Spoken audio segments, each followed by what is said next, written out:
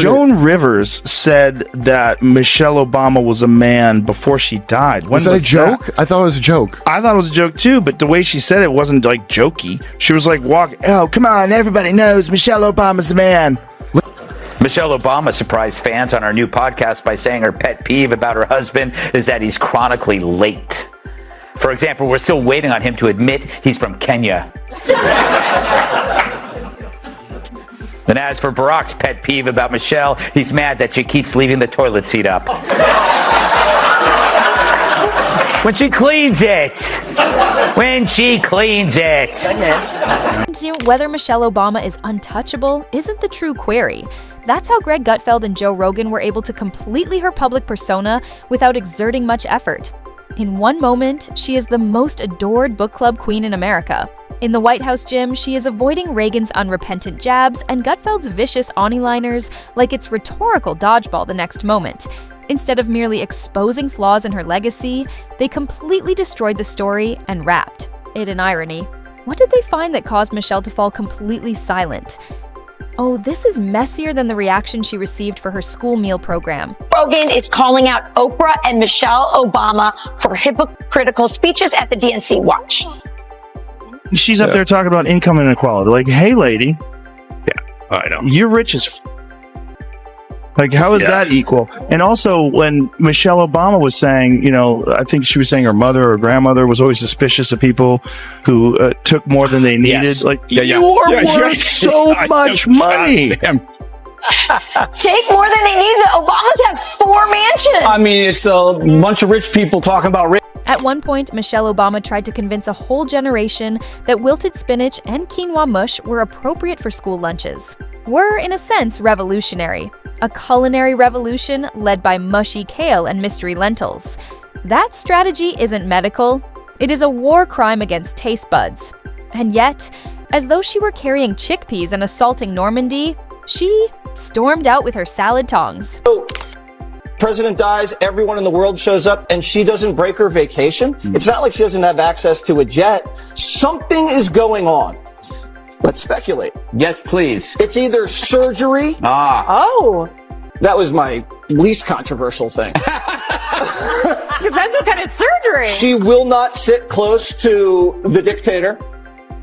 And by that, I don't mean Hillary, I mean Donald Trump. Or there's trouble in paradise between Barack and Michelle. I've heard things. I'm not going to substantiate that by repeating these rumors on national TV like I just did. But I'm just saying it's very odd that she's not there. Yeah, we should ask Mike. Here come Greg Gutfeld and Joe Rogan. Nobody commanded the unusual couple, but they were the only ones who weren't scared to reveal the secret that everyone else is keeping about their green smoothies. Michelle Obama uses a variety of Pinterest phrases throughout her entire brand.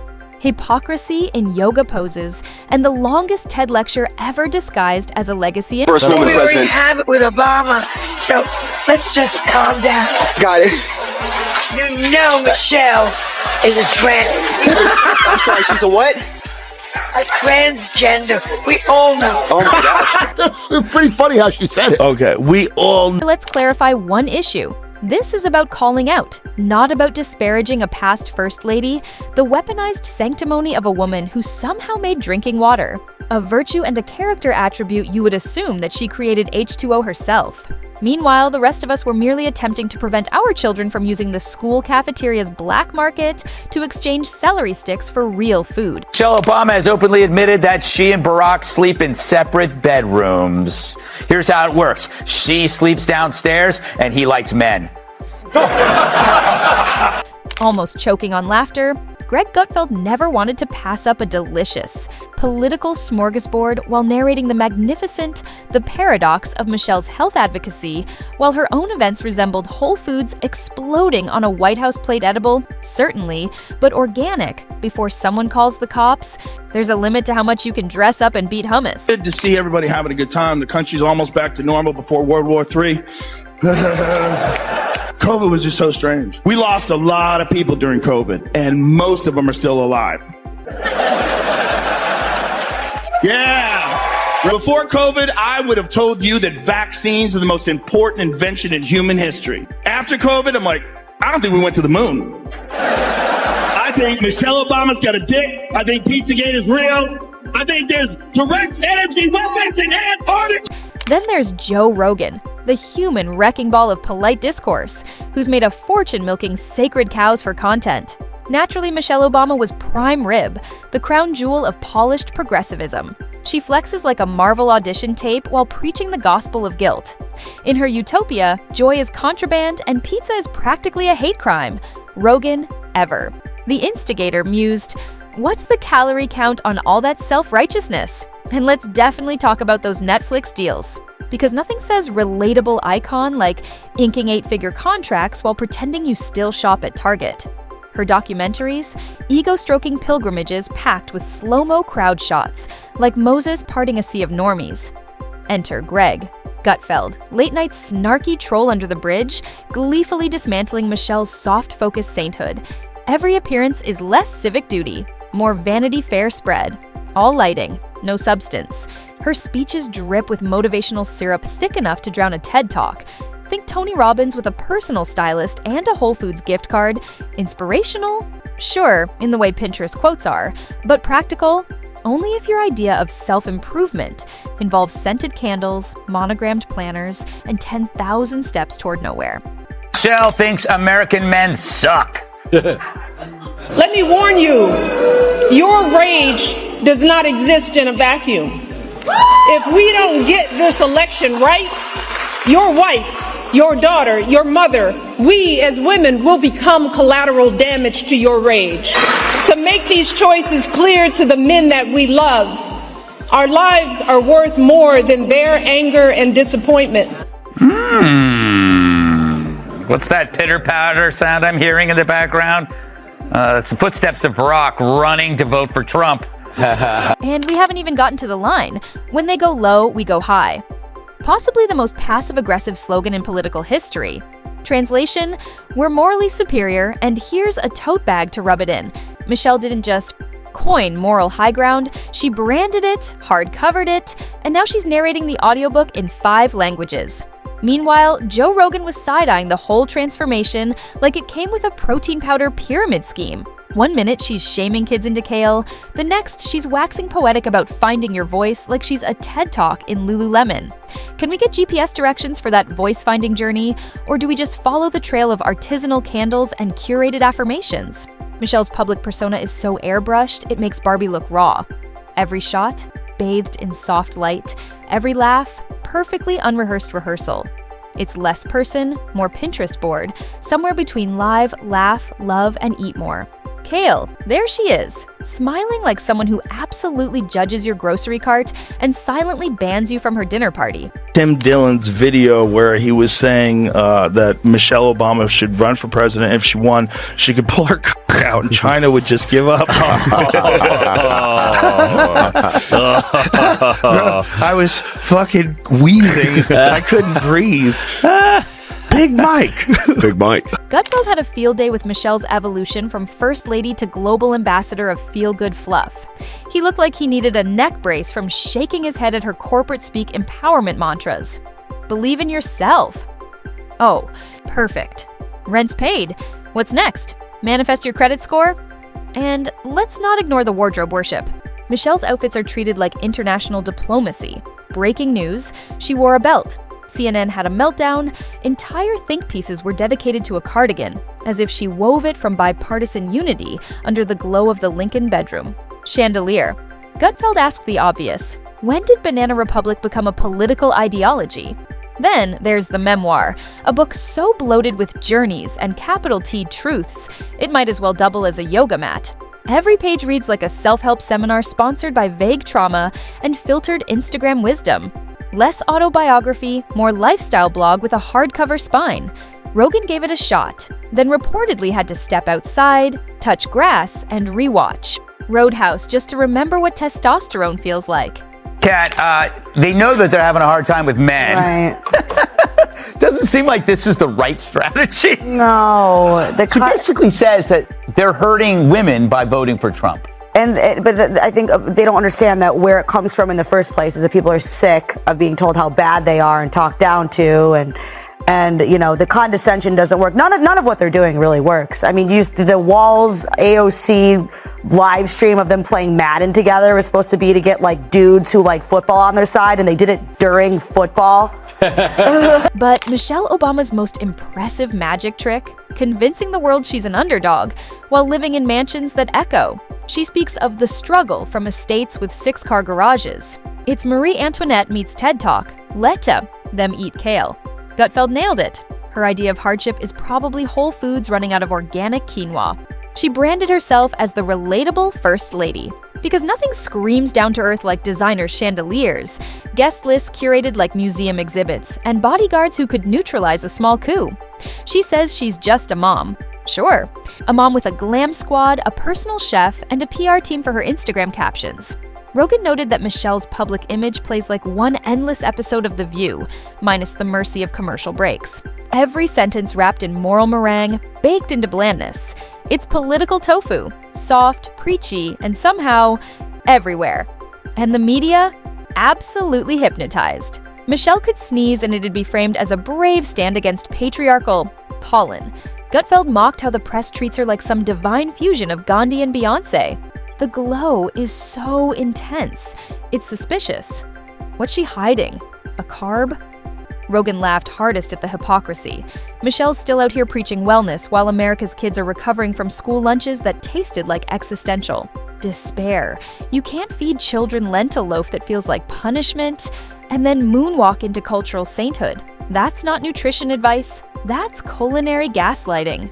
Rumors continue to escalate for the Obamas. Hopefully they can settle it like men.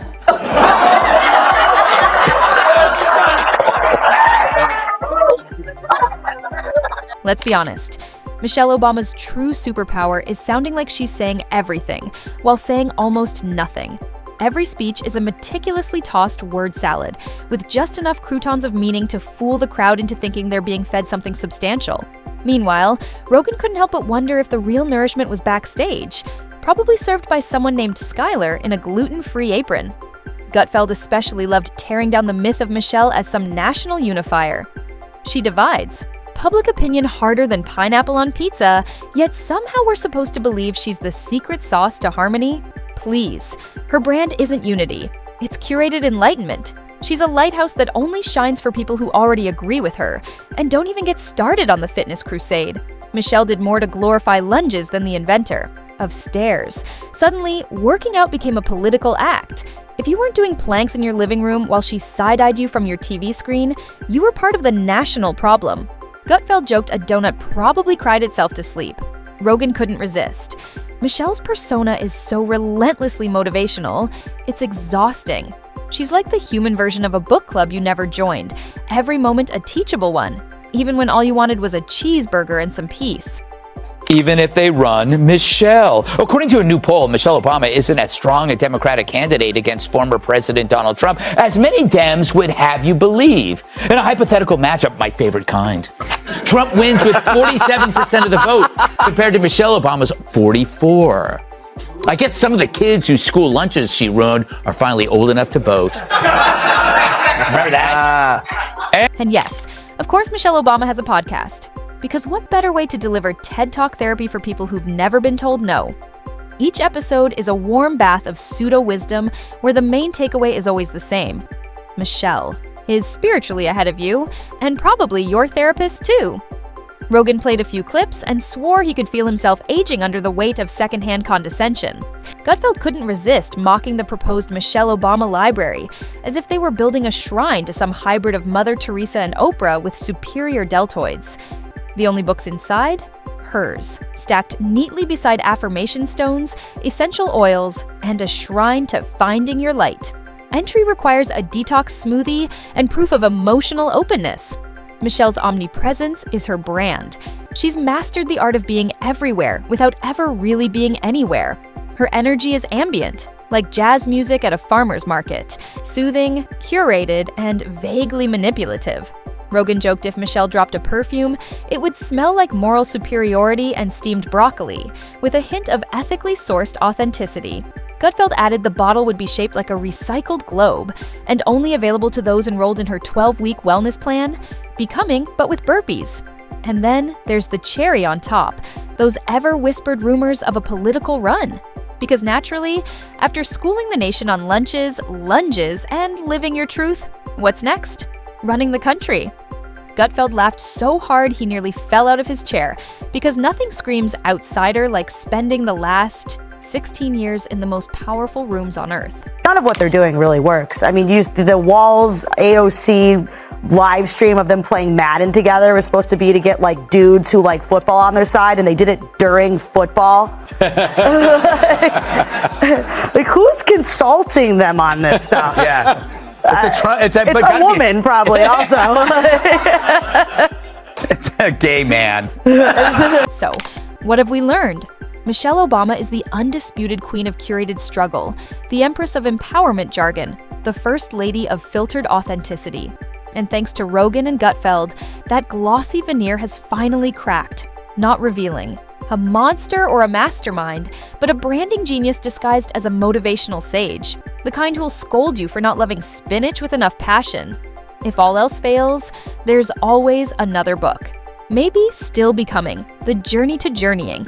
300 pages of sunrise metaphors, salad confessions, and a bonus playlist featuring acoustic soul and a low-cal dressing recipe that tastes suspiciously like self-denial.